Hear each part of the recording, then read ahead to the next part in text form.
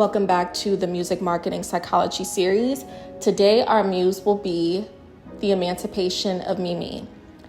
By far, my favorite body of work by Mariah Carey, which is hard to choose because she is a vocal powerhouse, a phenomenal songwriter. But this particular body of work, oh my gosh, was a strategic masterpiece. So let's go ahead and dive into the breakdown of her emancipation era. The first thing that I want to dissect, of course, is color psychology. So there were a lot of hues of gold and black. The psychology behind the color gold is tied to wealth, it's tied to success, and it's also tied to enlightenment, which is on brand with her rebirth and emancipation era. However, there were a lot of visuals and a lot of pictures for the Emancipation of Mimi rollout that included the color black. Black is a color that signifies power, authority, strength, elegance, which was very on brand with the luxurious image and presentation of Emancipation of Mimi. I absolutely love this era, but Mariah has always been known for being a diva. But I would say in a positive way as far as her aesthetic. Her aesthetic has always been so beautiful and luxurious and regal. And I also feel like she was able to include that in the Emancipation of Mimi era. Some other things that stood out to me about this era is how on brand it was with rebirth. So as I mentioned in the previous analysis where I broke down the Velvet Rope era with Janet Jackson, there is a psychology when it comes to marketing a body of work for a musician, for a musical project. And that can include the color scheme because you're trying to evoke some kind of emotion or response from your target audience. But it's also tied to the season, the literal season of a calendar year that you choose to put out your project. So the Emancipation of Mimi was actually released in the month of April. And April is within the spring season. It's a month within the spring season. And spring is symbolic of rebirth, renewal, and enlightenment. Typically, when people step into the spring season, they feel much lighter, depending on where you're located physically, like on the globe. In the spring, a lot of the time, that's where the weather gets better too. So it's symbolic of going through a really, really dark season. Those darker seasons such as fall, winter, and then finally stepping into a season where things feel lighter. You see more sunlight, you feel more joyful, you feel more liberated. And this was spot on with the essence of the Emancipation of Mimi.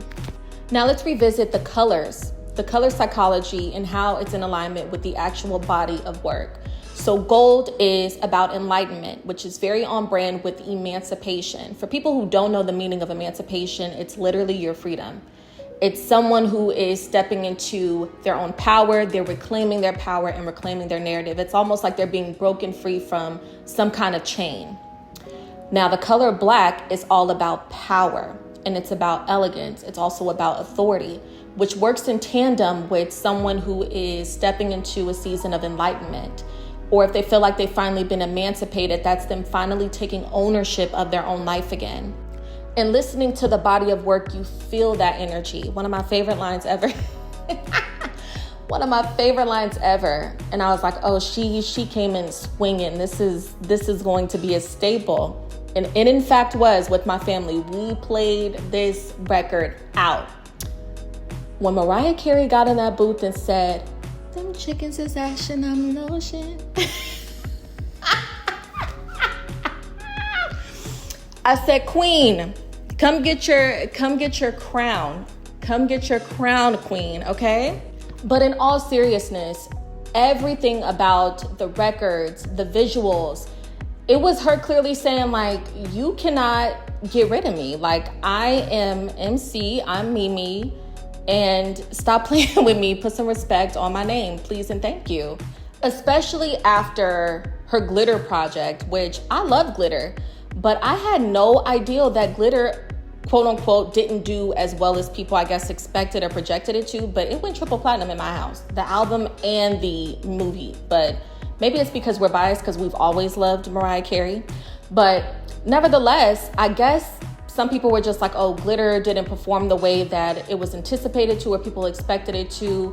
So when she came back out swinging and she made a comeback with the Emancipation of Mimi, it caught people by surprise because she brought in heavy hitters. Like when she came back with a vengeance.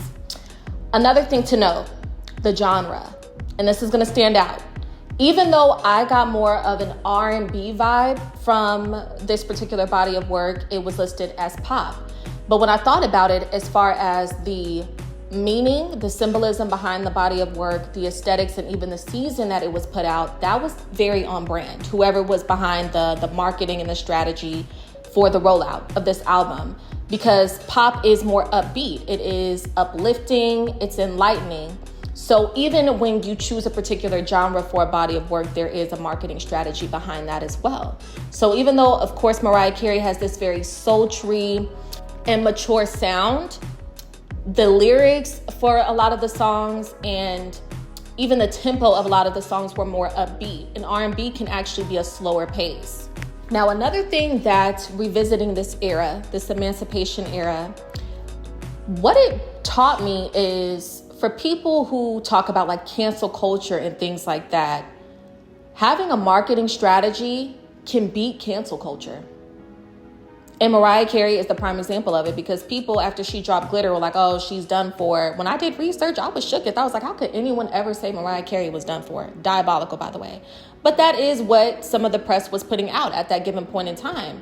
So when you put out another body of work, you have to come in with even more intentionality, especially when the odds are stacked against you. And as I always say, this is why when it comes to really brands in general, I'm just making this music series, in light of obviously wanting to cater to those in my reader community who are musicians. And they're just like, I'm passionate about what I do and I'm independent, but I'm trying to figure out how to stand out amongst a very saturated algorithm. And something that I'm big on is having eras and having a brand, because that is a way for people to become familiar with who you are as an artist, especially if you don't have a backing for your brand. So if you're doing it grassroots and you're being very strategic about, okay, well, I want to work with this particular person.